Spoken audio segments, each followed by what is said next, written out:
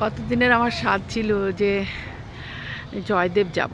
এটা কেন্দুলি গ্রাম, আর এটা সেই জয়দেবের মন্দির, যিনি সেই গীত গোবিন্দ লিখেছিলেন, জয়দেব পদ্মাবতী।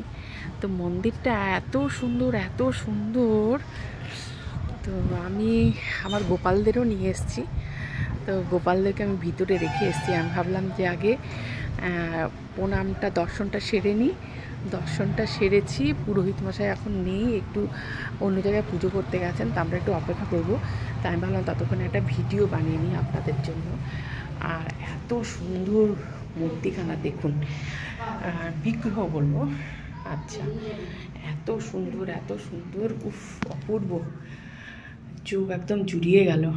খুব সুন্দর, খুব সুন্দর।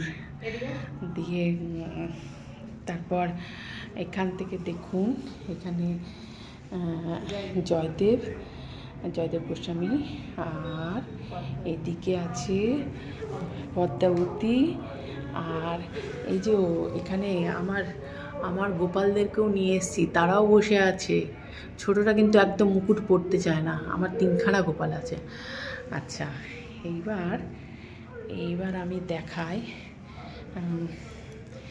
আমি দেখাই আপনাদেরকে।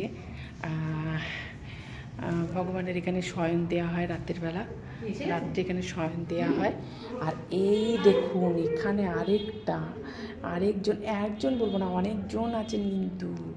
এই যে আবার রাধা মাধব, তারপর এখানেও রাধা মাধব, ওই যেখানে গোপাল সোনা। খুব সুন্দর, খুব সুন্দর, বাহ, খুব সুন্দর।